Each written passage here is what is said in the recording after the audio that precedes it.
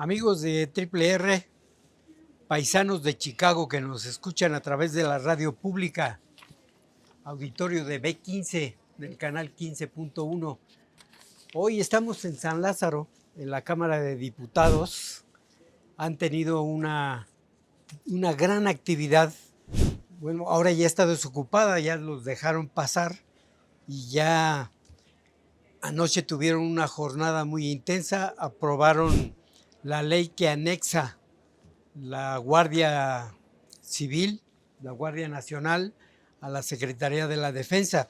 Y nos acompaña el diputado zacatecano del Distrito 3, Ulises Mejía Aro. Diputado, ¿cómo está? ¿Qué tal, don Paco? Con el gusto de Desvelado. siempre. Desvelado, nos soltaron a las 5 de la mañana.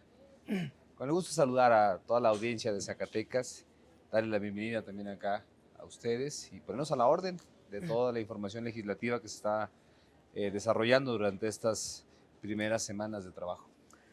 A ver, esta reforma legal, que es parte del plan C del presidente López Obrador y es el cimiento del segundo piso de la transformación, de la cuarta transformación. Esta reforma, junto con la del Poder Judicial, va a solucionar el problema gravísimo de inseguridad que prevalece en México y en Zacatecas. Bueno, esta reforma a la Guardia Nacional, que la fortalece, le da atribuciones ya de investigación, de coordinación con las diferentes órdenes de gobierno, le da pues esa administración y marco jurídico que requería la Guardia Nacional para tener una operatividad más profunda en todo el país, en coordinación con las demás corporaciones. La del Poder Judicial y otras que tendrán que venir, don Paco, son el inicio del fortalecimiento, como bien lo dice, del sistema de justicia mexicano. O sea, vamos comenzando apenas. El primer paso fue la reforma del Poder Judicial de la Federación. El eliminar esos vicios, eliminar esos privilegios, el tener jueces electos, pues, o juzgadores electos por la propia ciudadanía. El segundo paso es que están viendo ustedes, que es el fortalecimiento a la Guardia Nacional. El tercer paso seguramente tendrá que ver con las fiscalías de procuración de justicia, con los sistemas penitenciarios, con muchas otras cosas más, para que entre todo pueda ya irse pues puntualizando de manera más detallada el tema del combate al crimen. Porque el presidente, uno de sus dichos que lo caracterizaba, es que dijo, vamos a barrer la escalera de arriba hacia abajo. Y me da la impresión de que la están barriendo de abajo hacia arriba en la cuestión de inseguridad. Ayer el INEGI dio cifras que hacen temblar a cualquiera, ¿no? 32 millones de delitos se cometieron en el 2023. Bueno, yo creo que 93% no se denunciaron. ¿Por qué? Porque la gente no confía y está en la encuesta de victimización. La gente no confía en el Ministerio Público, no confía en la policía y prefirió aguantarse el delito, el robo, la extorsión, las amenazas. No confía, entonces no denunció. Ahora la Guardia Nacional pasa a la Secretaría de la Defensa. ¿Hay alguna garantía de que la ciudadanía pueda estar tranquila? Bueno, usted toca unos datos muy importantes que son oficiales y públicos por parte de las encuestas, de los índices de credibilidad y confianza que emite el INEGI. Efectivamente, la gente no quiere denunciar por falta de confianza en los ministerios públicos, en las corporaciones locales, estatales. Lamentablemente son las corporaciones, no generalizamos, hay integrantes muy dignos, pero la gran mayoría, pues lamentablemente tiene ese grado de desconfianza muy alto por parte de la ciudadanía. No así la Guardia Nacional. La Guardia Nacional goza de un grado de confianza muy alto, más del 70%. 7 cada 10 mexicanos y mexicanas tienen confianza y credibilidad en la Guardia Nacional. Y efectivamente, esta reforma, este dictamen que aprobamos ayer en lo general y en lo particular aquí en la Cámara de Diputados, que ya se turnó al Senado, tiene que ver con eso, con que ahora la Guardia Nacional, que tiene esa gran credibilidad de la gente, pueda estar pues en acciones de investigación, puede estar en coordinación con los ministerios públicos, y eso le va a dar que la gente pueda tener esa confianza de denunciar, esa confianza de poder, pues obviamente señalar la violación de los delitos hacia ellos, hacia sus seres queridos. Entonces, eso es lo que tenemos que estar avanzando, es regresar la confianza en la Pero gente. lo ideal sería que 32 millones de delitos bajaran a 15 o a 10. Claro, pues ese es el objetivo. Que no hubiera delitos, Ese que la es Guardia el- Nacional garantizara que no se iban a cometer tantos delitos. Yo creo que es parte de una evolución que se tiene en las corporaciones. En tan solo 5 años es la corporación más grande del país, con más de 120,000 elementos, con más de 240 cuarteles en todo el territorio nacional. Es la corporación con más credibilidad que se tiene a nivel nacional, corporación civil. Es decir, que es una policía civil, sí con un mando militar, sí adscrita a la Secretaría de Defensa Nacional. ¿Por qué decidimos eso? Porque encajonas a esta policía civil a que sea menos corruptible, como se hizo lamentablemente con la extinta Policía Federal, cuando era mando civil, operación civil y integrantes civiles. Hoy Pero, acá, ¿qué acá edad vemos, tiene la Guardia Civil? pues tiene 5 años, ya es de las Y más no ha grandes. dado resultados. Yo creo que hay mucho que defender de la 32 Guardia. millones de delitos en un año. Es parte de la evolución, don Paco. Mira, como bien lo comenta en su intervención, se está barriendo las escaleras de arriba hacia abajo. Hay mucho por avanzar. No, tampoco queremos tapar el sol con un dedo.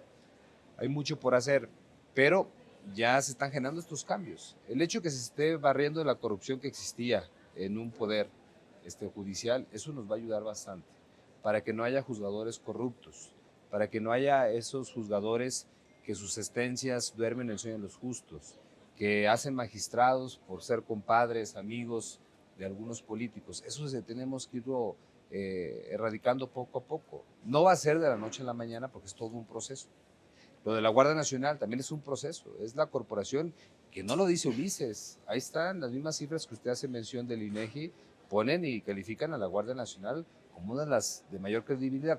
La ciudadanía, y te lo dice un expresidente municipal, por supuesto que confiamos en el Ejército, confiamos en las Fuerzas Armadas, confiamos en la Guardia Nacional y obviamente tratamos de que nuestras corporaciones municipales y estatales también tengan ese grado de confianza que se adquiere por el adiestramiento, por la preparación, por la disciplina, por la honestidad. Entonces eso se tiene que ir trabajando. Fracasada la Policía Federal, que quiso generar ese trabajo a nivel nacional y vemos en dónde terminó. Fue una policía que lamentablemente su mayoría de los integrantes se vieron inmersos en corrupción. Veíamos nosotros, policías federales, en la carretera y pues teníamos hasta miedo, honestamente. Hoy vemos guardias nacionales en las carreteras y no es así. O sea, hay ese grado de confianza. Entonces se va avanzando. Lo primordial y lo que costó mucho es recuperar la confianza y se está recuperando con esta corporación. Claro que es uno de los primeros pasos. Habrá que avanzar ahora en la Procuraduría de Justicia, que son las fiscalías. Habrá que avanzar en los sistemas penitenciarios. Habrá que avanzar en fortalecer, por supuesto, a los policías preventivos, a los de proximidad, a los municipales, a los metropolitanos, a los estatales, para que podamos hablar de que ahora sí todo un sistema de justicia mexicano se está reformando. Pero no podemos iniciar con todo, porque sería muy complejo la aplicación del mismo, ¿no? Simplemente en la reforma del Poder Judicial, pues toda la información que se vivió, las marchas, los manifestantes, aquí tomaron inclusive la Cámara de Diputados, con el falso argumento de que no se les escuchó, hubo 4 meses escuchándolos, y se hicieron foros por todos lados, Esos foros. tuvimos Pero asambleas. En esos foros no dejaron hablar a varios jueces. No, estuvieron todos los ministros. Hay denuncias de que no le permitieron hablar. En el primer foro que se tuvo. Y de las propuestas que se hicieron en los foros, no incorporaron nada. Se incorporaron más de 100 propuestas, como ejemplo la gradualidad que pedían los juzgadores, como por ejemplo de que no sean postulados por ningún poder. Esas son propuestas que se incluyeron a raíz de los foros. Ahora los juzgadores no tienen que ser propuestos por ningún poder. Simplemente ellos, por ser juzgadores actuales, estar en funciones de esta gran responsabilidad, de manera automática pasan al escrutinio de la ciudadanía. Pidieron que se respetara la carrera judicial, se está respetando la carrera judicial. Pidieron que se respetaran los derechos de los trabajadores, se están respetando en el 10º transitorio todos los derechos y las luchas Pero les alcanzadas. quitaron los fideicomisos. A los cúpula, esos fideicomisos, donde lamentablemente había cifras como 3,000 pesos diarios para alimentos, imagínense, donde había cifras de 1,000 pesos por día en gasolinas, donde había cabentas blindadas, asistentes, no para todo el poder, pues simplemente para un núcleo, un grupo de juzgadores que están gran parte en la Suprema Corte de Justicia de la Nación. Yo quisiera ver que los actuarios, que los proyectistas, que los oficiales tuvieran esos beneficios y no, ni siquiera horas extras les pagan, ni siquiera les dan viáticos para ir a notificar lo que pues Pero no es. ese tipo de abusos no solo eran en los ministros de la Corte, hay gobernadores que también usan Claro, camionetas y blindadas. presidentes municipales, legisladores. Y usted ha de conocer algún gobernador que trae camioneta blindada, ¿no? A varios, me imagino. Pero algún paisano. De eso se trata, de ir eliminando. De eso se trata. No decimos que lo malo está en un poder y lo bueno está en otro, no. Realmente tenemos que trabajar. Había muchos excesos aquí en la legislatura, había muchos excesos en el poder legislativo, se están corrigiendo. Que ya se erradicaron al 100%, pues es parte de la evolución. Había muchos excesos en el poder ejecutivo, alcaldes que ganaban más que un presidente de la República. Hoy al menos esa parte ya está regulada. Habrá que hacer lo propio con el propio Poder Judicial. Es parte del inicio de esta transformación. Bueno, ya en el tema alcaldes que jurídico. ganen más que el presidente solo en Nuevo León, en Jalisco, porque en Zacatecas el pues había de cifras, Aposol o el de había El Salvador. cifras donde, sin tener el dato muy preciso, pero cuando era alcalde, pues era de los alcaldes de promedio y era el de la capital. Había alcaldes que ganaban arriba de los 100,000 pesos. Había alcaldes que tenían bonos, ingresos, por N cantidad de conceptos que superaba inclusive Pero hay que pagarles bien a los funcionarios públicos, ¿no? Para que no sean corruptos. Hay que pagarles lo justo. Creo que no debe haber esa manera de saquear al pueblo. Tenemos que vivir en la justa realidad de nuestro país. Yo no estoy diciendo que no ganen bien los magistrados, los jueces, adelante, pero que sea justo. O sea, porque el juez de Zacatecas, de un circuito, o el magistrado, bueno, de un distrito, o el magistrado de un circuito, pues quisieran ganar lo que ganan los ministros, o lo que ganan en el Estado de México, lo que ganan, y los mismos están impartiendo justicia. ¿Por qué esa discrepancia? Entonces es parte del orden que se quiere generar con estos docentes, el Tribunal de Disciplina Judicial, que ya suprime pues al Consejo de la Judicatura, y el otro ente que es la administración, que es el órgano de administración, que es el que va a revisar, que casi no se decía, si se tiene que ampliar pues todo este andamiaje jurisdiccional que se tiene, que haya más distritos, que haya más jueces, que haya más magistrados, porque la carga es muy pesada, la carga es muy grande, la exigencia es bastante. La prontitud que te pide la propia Constitución que sea expedita, ya se le ponen plazos de 6 meses a 1 año para dictaminar sentencias en lo fiscal y en lo penal, respectivamente. Tiene que ver con eso, con fortalecer esa andamiaje. Y eso es lo que tenemos que hacer, eliminar los excesos para fortalecer donde no había excesos, donde había inclusive carencias de vehículos, carencias de capacitaciones, carencias de personal. ¿Cómo vas a traer un actuario sin dinero, sin prima vacacional, sin prestaciones más básicas, cuando tienes un ministro que gana arriba de 300,000 pesos?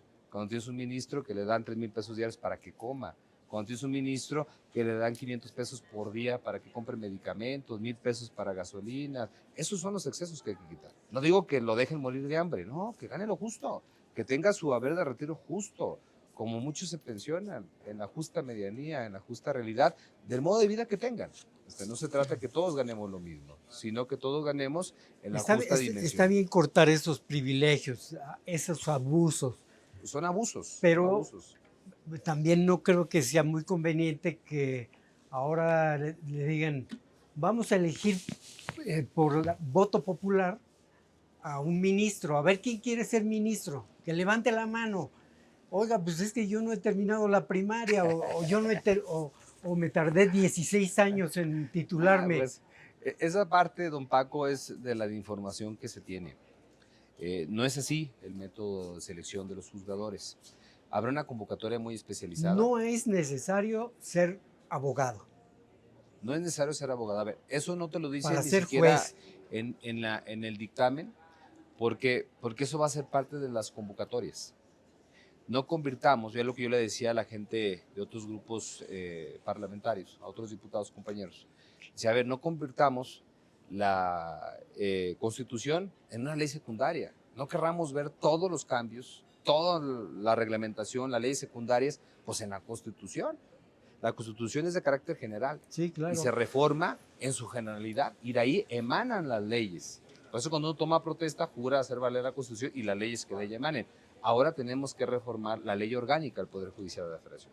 Tenemos que reformar las leyes reglamentarias para que emanen convocatorias donde atiendan a 3 filtros, que es lo que se decía en los foros. El primer filtro es el principio de elegibilidad que lo mandata la Constitución.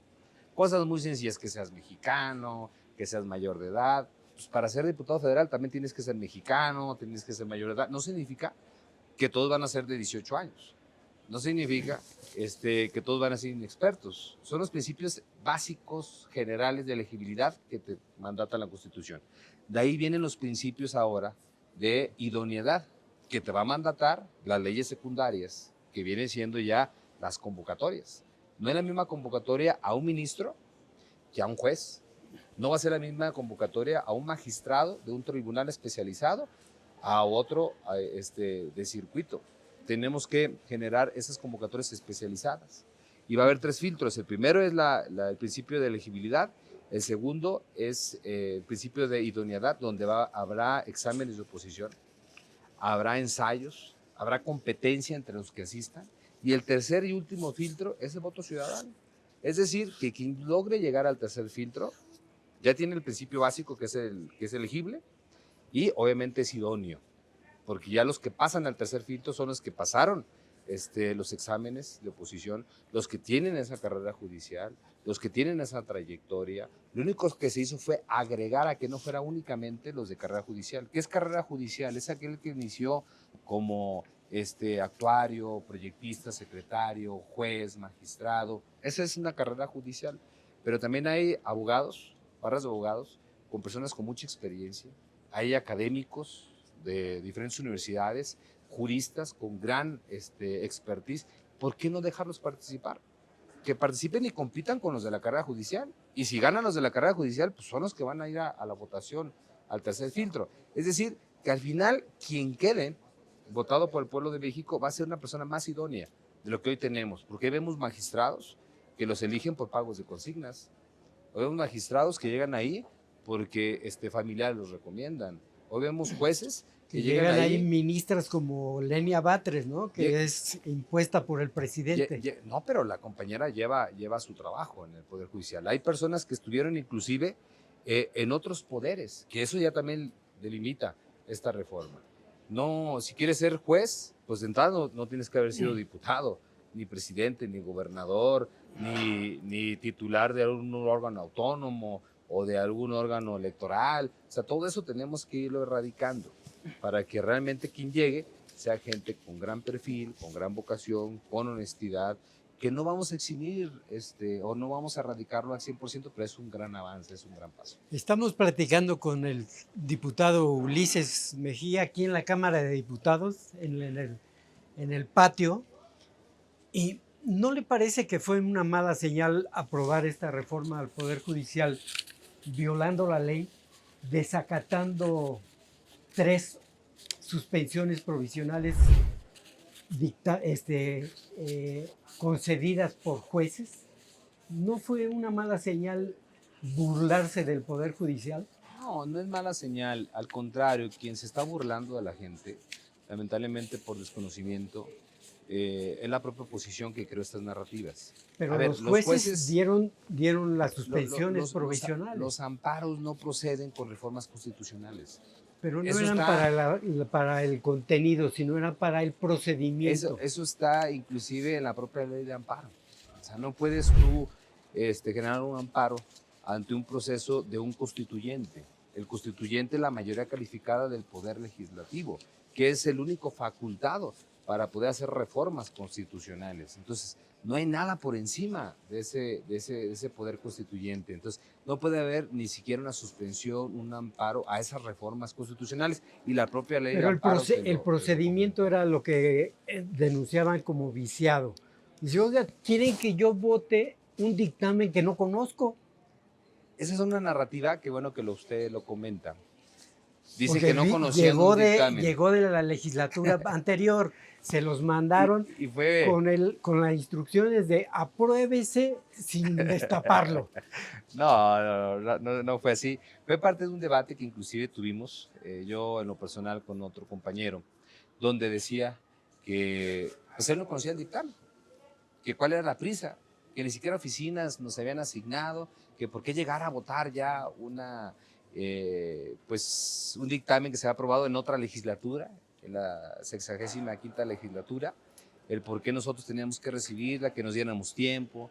Y yo le contestaba con respeto, pero decía que ya habíamos esperado 80 años, que ya llevamos prácticamente 8 décadas soportando un poder judicial poco eficiente. No generalizo, hay grandes jueces, hay grandes juzgadores que merecen todo nuestro respeto, pero hay una parte muy viciada, ese 20% que echó a perder, el 80% de los juzgadores honorables. Yo le decía que ya habíamos esperado mucho tiempo, pero también le decía que esto era público, que desde febrero de este año se había socializado este paquete de reformas que presentó nuestro presidente López Obrador, que él desde que inició o que decidió participar en la campaña política tuvo que haberse informado.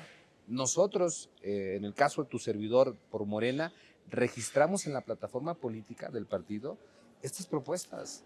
La compañera la doctora Claudia Sheinbaum, presidenta electa y en unas semanas más ya en funciones, socializó esta reforma en las plazas públicas, debatimos y no obstante a todo esto, a partir del 2 de junio se volvieron a hacer foros de consulta. Pero 3 jueces les dijeron, aguántense tantito. No tenían la obligación de respetar 3 jueces de más de una sentencia. De más de 1,500 juzgadores, 3 jueces de más de 1,500 juzgadores, realmente los que tomaron aquí la Cámara eran 300, 400 personas, que muchos de ellos eran particulares asesores de diputados federales. Entonces no podemos detener una transformación por un grupo que está ligado a grupos políticos. Imagínense en un partido de fútbol que los delanteros no le hagan caso al árbitro. No, aquí no me vengas estábamos con que la ley es la ley. No estamos violando ninguna ley. Bueno, yo le comentaba a este compañero en estos debates que hubo socialización y él me respondía con el tema de que, pues, ¿dónde estaban los foros? Hubo foros que realizó la pasada legislatura, que fueron más de 100 foros. Hubo foros que hicimos nosotros todavía como diputados electos y obviamente ese dictamen se aprobó y es jurídicamente válido. Pasa esta legislatura porque fue mandatado por la pasada legislatura a que se aprobara o se discutiera en pleno, así como se aprobó lo de la Guardia Nacional, así como se va a aprobar 19 dictámenes que salieron de la pasada legislatura en la Comisión de Puntos Constitucionales. No estamos infringiendo absolutamente nada. Lo que ellos no han entendido es que el mandato popular nos confirió esa fuerza. Esos más de 35 millones de votos que tuvimos, de los 300 distritos, don Paco, uninominales que tiene este país, este movimiento ganó 85% de ellos. O sea, en todo el país hay un 85% de la ciudadanía que dijo, confiamos en la plataforma que ustedes registraron, confiamos en el proyecto Nación que están llevando a cabo y les vamos a dar ese voto. Entonces nosotros no podemos ser incongruentes de ir a las plazas públicas, de traer nuestra propaganda como candidato, ciertas propuestas, llegar acá y darle la espalda al pueblo de Zacatecas o pueblo de México. Todo lo contrario. Yo fui uno de los principales defensores en el estado de Zacatecas de esta reforma. Fui a 51 de 58 municipios después del triunfo a seguir socializando, pero en 19 días de una campaña muy corta, la más corta de la historia ahí en el Estado, venía en mis propuestas que íbamos a reformar la Guardia Nacional, que íbamos a reformar el Poder Judicial de la Federación, que íbamos a aspirar a que tuviéramos esos programas sociales ya en la Constitución. Todo eso no es ninguna sorpresa. Eso se mantuvo durante más de 6, 7 meses socializado con el pueblo de México. ¿Cuál fue el error de los compañeros de la oposición? Que se confiaron. Pensaron que la gente no nos iba a dar ese respaldo. Creyeron que la gente no nos iba a dar ese poder constituyente que es una mayoría calificada. Se confiaron. Al ver las votaciones, seguían confiados de que no se nos iba a dar pues esa fuerza con la representación ya en los plurinominales. Pensaron que no iban a tenerlo. ¿Y cuál fue la sorpresa? Pues que se siguió la Constitución, se siguió la ley. Y la ley es muy clara, donde se asignaron los diputados y los senadores plurinominales en función de la propia ley. Entonces, tuvimos ya ese poder constituyente y es donde entró el nerviosismo. Por eso ya pidieron hablar, pidieron que se cambiaran muchas cosas, pero hubo un proceso legislativo muy amplio. Hubo un proceso de muchos meses que ellos invisibilizaron. Y todavía aún así se dio la discusión. Recuerdo que me estrené con una sesión de casi 40 horas, donde hablaron cerca de 300 personas, discutiendo unos pues, temas sin razón, otros muy argumentados sus posicionamientos, pero al final de cuentas pues traíamos la fuerza, no de una planadora, sino la fuerza que nos confirió el pueblo de México, en mi caso el pueblo de Zacatecas, que me mandata ir a responder sobre la confianza que depositaron en mí con esa plataforma política. Por eso mi voto fue a favor de la Guardia, fue a favor del Poder Judicial de la Federación y a favor de lo que estuvimos mostrando en todos estos meses al pueblo de Zacatecas. Bueno, ahora que habla usted de que lo mandató el pueblo de Zacatecas, ¿qué va a proponer usted o qué va a hacer para solucionar el problema de la inseguridad en Zacatecas? El gobernador les dijo a los presidentes municipales que la prioridad es la seguridad, recobrar la paz, no pavimentar calles o banquetas. La prioridad es la seguridad. Pero el secretario de Finanzas dice, la mayoría no tiene ni para pagar nómina, no tienen policías. Pinos tiene 3 policías. Todos los municipios tienen un déficit de policías. Así es. ¿Qué va a proponer Ulises Mejía para solucionar el problema de Zacatecas? Justamente, don Paco, por eso la aprobación de la iniciativa de reforma, que discutimos durante más de 20 horas estos 12 artículos a la Constitución que fortalece a la Guardia Nacional. Justamente para eso, para que la Guardia Nacional también sea el primer respondiente. Hoy son los policías municipales donde los hay. Entonces necesitamos fortalecer la claro, policía municipal. Pero mientras tanto, es una pregunta. Bueno, ya va la Guardia Nacional. Así es, va la Guardia Nacional. Ahora, ¿qué hacemos con la policía Habrá que dotarles municipal? de las herramientas de capacitación, de financiamiento, de equipamiento a esas policías municipales. Dicen los alcaldes, pues díganle al gobernador que predique con el ejemplo. Hoy lo escribimos, se va a gastar 3,000 millones en el segundo piso y hay municipios que no tienen para pagar 6,000 pesos quincenales a la policía. Tenemos que definir, don Paco, las prioridades más urgentes, porque dentro de las prioridades hay urgencias. Y efectivamente, no solamente la seguridad, también es el campo, es una de las prioridades. Las carreteras es una de las prioridades para sí, pero el Estado. Dice Carlos Slim, si no hay seguridad, no hay libertad. Pero si no hay libertad, no hay cuarta transformación. La seguridad también te la da unos buenos tramos carreteros, buenos sí, pero accesos. Si usted es campesino y siembra maíz y ya va a cosechar y llega la delincuencia y le dice, de eso me tienes que dar la mitad. Nadie está discutiendo, don Paco, que la prioridad no sea la seguridad. Tenemos que resolver la inseguridad. Es fundamental. Y usted tiene que decirle a los zacatecanos cómo le vamos a hacer. Claro que sí. Parte del trabajo que estamos desempeñando, primero es analizar bien cuáles son las prioridades de Zacatecas. Yo respeto los proyectos que traen del segundo piso, creo que no son prioritarios. Sin duda la modernización, el tema de la infraestructura, pues carretera, es importante, pero hay prioridades que debemos atender, como es la seguridad, como es el campo, como son las carreteras, como es el tema hídrico de nuestro estado. Entonces, eso es algo inminente que tenemos que ir atendiendo. No significa que no vayamos explorando en su momento estos proyectos de movilidad que son buenos, pero creo yo que primordialmente están los que he comentado. Entonces, ¿qué va a hacer Ulises desde el Poder Legislativo? Pues obviamente estas reformas que están viendo. O sea, todo lo que tenga que ver para el fortalecimiento de nuestras policías, todo lo que tenga que ver con ese cuadrante que se implementó con éxito en la Ciudad de México, que es, uno, atender las causas, atender qué origina la inseguridad en las regiones, no solamente como Estado, sino desde la colonia, de las comunidades, atender las causas. Dos, La pobreza. la pobreza, la falta de empleo, la falta de servicios básicos, eficientes, iluminación, pavimentación, todo eso origina inseguridad, los terrenos baldíos, casas abandonadas. Entonces, atender primero los orígenes de la inseguridad. Segundo es tener un cuerpo policiaco que haga acciones de contención de manera eficiente. Y para eso tienen que estar bien pagados, tienen que estar bien equipados, con adiestramiento, con capacitación.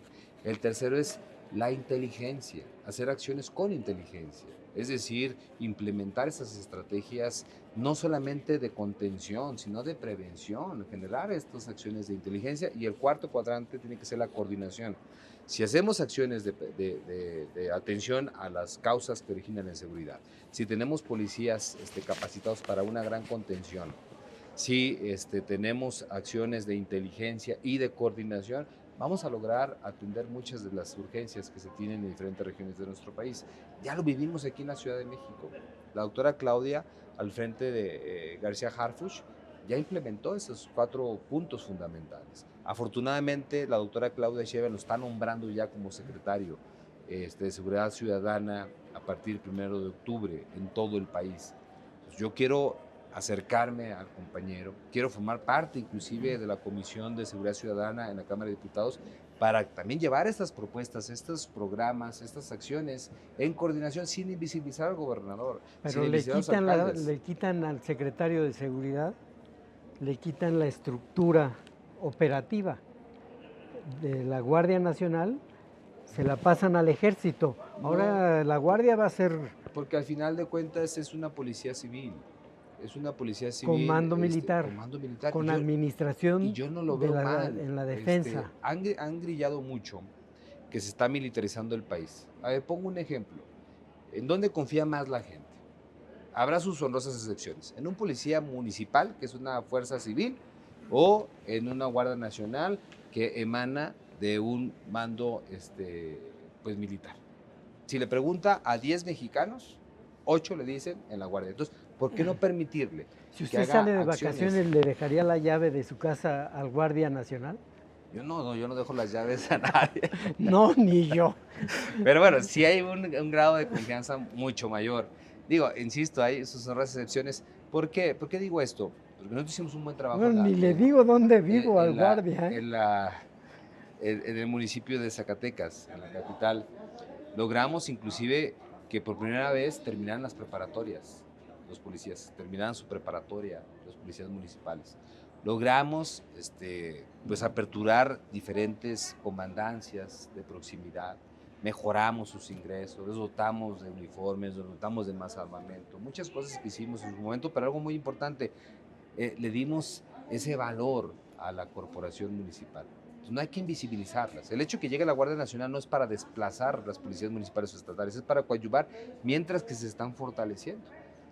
Porque si no, pone usted el ejemplo de Pinos, si no hubiese guardias nacionales, ¿quién va a guardar si no hay ni siquiera policías?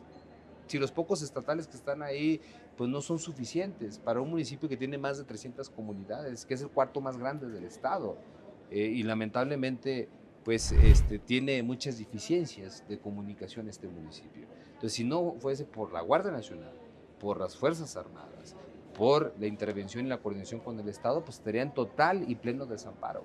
Entonces, mientras que eso se fortalece, pues habrá que dotarles del principio constitucional a la gente, que es la seguridad. Entonces, no podemos decir, la Guardia no, mientras, sí la Policía Municipal, y fue parte de los debates de ayer. Bueno, ¿y cómo le vas a hacer? A lo mejor eso te va a tardar 3, 4 años. Mientras tanto, la gente quiere vivir segura. Pues sí, Mientras sí. tanto, la gente quiere salir a visitar a sus familiares, a continuar con su vida cotidiana. Entonces necesitamos darle ese andamiaje, y es parte de lo que se está haciendo con la Guardia Nacional.